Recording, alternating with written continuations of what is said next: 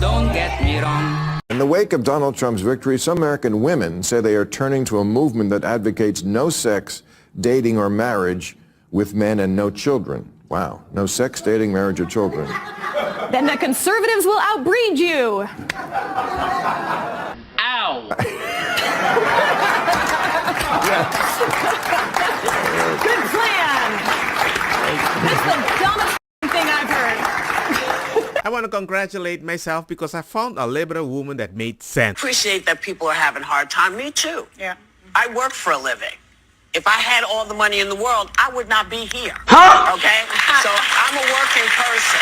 Working person? This is the most out-of-touch thing I've ever heard a celebrity say. We got to run some numbers and put this into perspective. The median household income in America is $80,000. And after taxes, it's about $66,000. And this is before 401k contributions and health insurance. You have been famous for 40 years and have a net worth of $60 million. And on top of that, you make $8 million a year. And even though you're paying an insane amount of taxes, you're still taking home $3.8 million a year. That is $73,000 a week take-home pay. You, Whoopi Goldberg, by yourself, make more money per week than the average American family makes a year. And you're going to sit here and say that you relate to the struggle of the American people? Do you realize that people have not recovered financially since the pandemic? At least now I know why she relates to Kamala Harris as a middle. I mean, it's close, right? Or am I wrong? Maybe I'm in a echo chamber. Guys, we're over here at the Victor Garcia Park here in Pharr, Texas. We're literally in the hood. Like, this is the hood. You know Cypress, you know Wright, you know Egley. You're in the hood here. So, it's currently 1:38 in the morning, but we're driving and we saw some. Damn. Look at what's in the hood. Woo! We the people. You like that? How do you feel about that? Clean. That's clean? That's your boy? Making change in the community. Che trompas. Ooh! Yo, yo, yo. Yo, yo. I'm not happy that they painted it. I'm just happy she's celebrating that.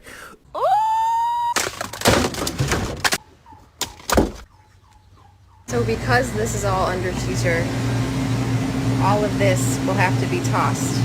They've counted every single last one of these, so we cannot save or use any of them.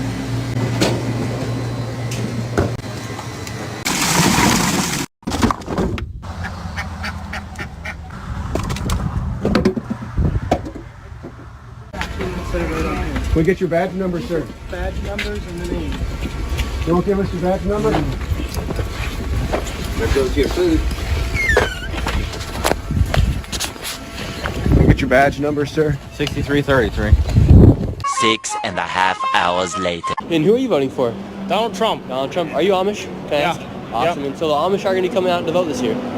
Some of them, yeah. What has caused so many of the Amish to register to vote this year? Probably just they want to get out and vote and make a difference. Mm-hmm. Yeah. Have you guys been affected this past 4 years underneath the Biden-Harris administration? I would say definitely, yeah. And in what ways has the Amish community been affected? One way is that with Trump, the Amish had, I would say, they had more freedom, and with the Biden administration, there was not, it started getting tighter and tighter. And I just heard yesterday that 180,000 Amish are registered now because of what happened last year. Someone Democrat went in and tried to shut down a guy's operation. He was doing like organic farming or something, and the billboard's actually in Pennsylvania Dutch. It's not even in English. It says to go out and vote. Oh, really? For Trump, yeah. And that is the problem. It isn't the Democrats, it's regulation, especially over-regulation. They really don't need you. They can survive without you. And suddenly you come by, I think you're doing too great. I'm gonna regulate that. We have a lack of food, but you have too much food. Throw that away. Don't even give it to... Throw that!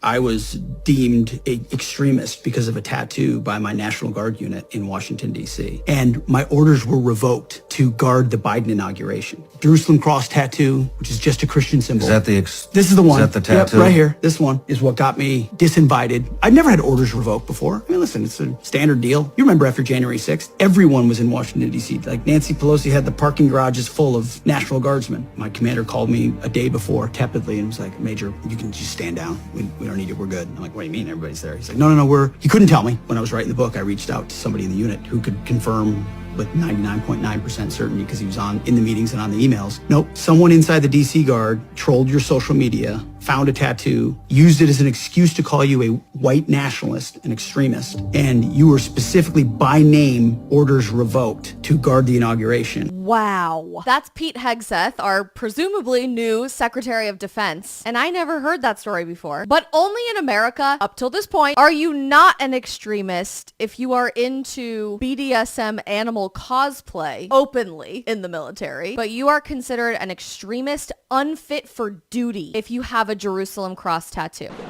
What? Yeah, they hate him because he's not bought and he has a faith that he appreciates. And by the way, he makes a bunch of kids. How much taxpayer money should go to fund drag queen story hours on military bases?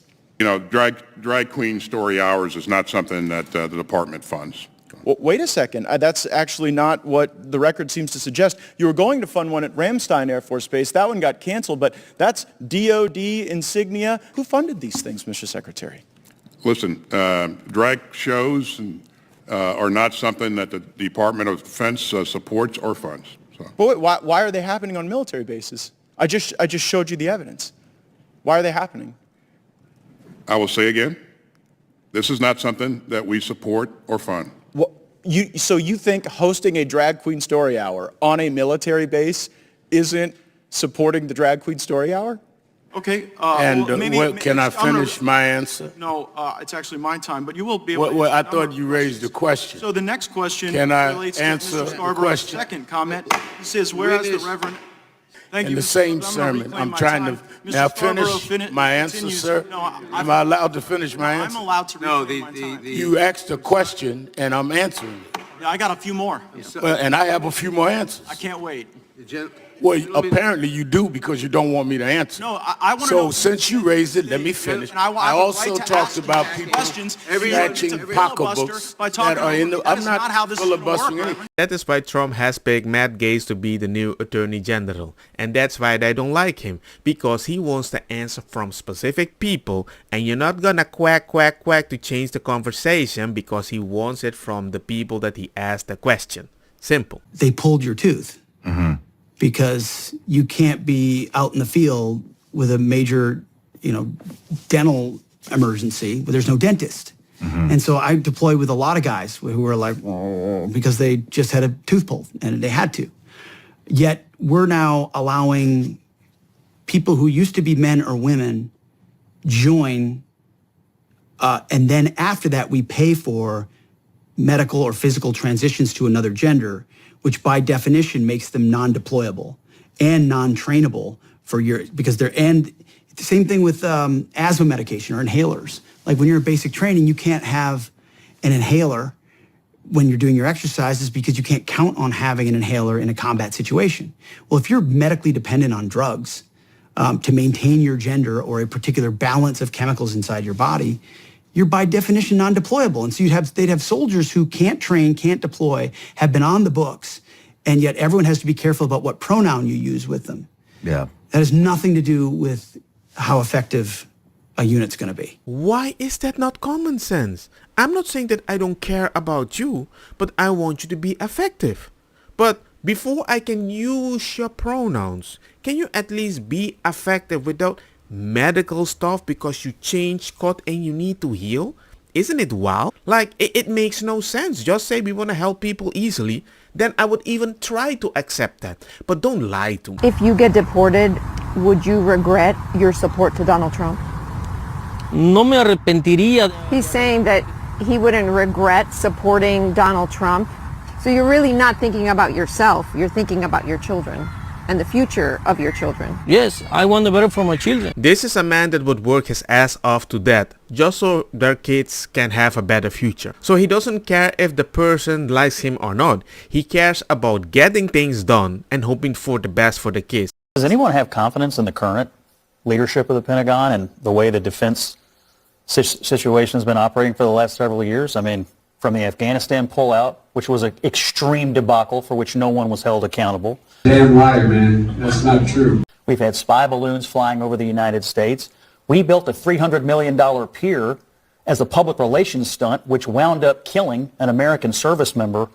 I'd say I've had just about enough of the so-called insiders running the Defense Department. I think we ought to give Pete Hegseth a chance because he's got two insiders. All the criticism of him is that he's not the expected Washington pick. And I'm just saying to you that the American people just voted against the expected Washington pick. So he's got 20 years in service, Afghanistan, Iraq, 2 Bronze Stars, Princeton, Harvard. Yeah, he's on TV, but so are the rest of us. By the way, that list you just gave, I think he ought that to list be you given just a gave chance. is really interesting because you highlighted a bunch of things that the civilian leadership of the country decided on. In the military, their job was just to execute. They executed. How did it go? I'm just saying. I'm just saying. How did it go? In terms of the decision making, you're assigning decision making responsibility to the military over things that civilians were responsible for. So you make a good point. The civilian leadership made decisions, and then the people they put in charge of the Pentagon carried it out. And it was all pretty much a disaster. So now we have a new president who I think got elected in part because of some of those disasters, and he's going to put in some of the non-insiders in charge of not just this agency, but a bunch of them. Now, look, they've got to perform. They've got to perform. I mean, we got 53 U.S. senators that are Republicans, and Pete Hegseth, he's an American hero. The man won 2 Bronze Stars for his service, and he's been a champion for veterans. He's going to have to go up there just like everybody else and prove his knowledge of how to do this job. He's not immune from that, but we ought to give this man a chance, in my opinion. I find it odd that she's like, he didn't make the decision, so why are we going to put him in a position to make decision? I'm like, because you have sent him and he can understand better why your decision might have been the worst decision, right? Just like I can just decide I want a boy or a woman or a baby and tell the woman just have the baby. What did you say? But you can never understand why I want a boy, a girl, or just a baby. Don't get me wrong, makosa kita bong. Put the fire na mi blonde kush, hash, purple, skunk, criollo, colombici, jam, jam, durloqueta, verdeta, welcome.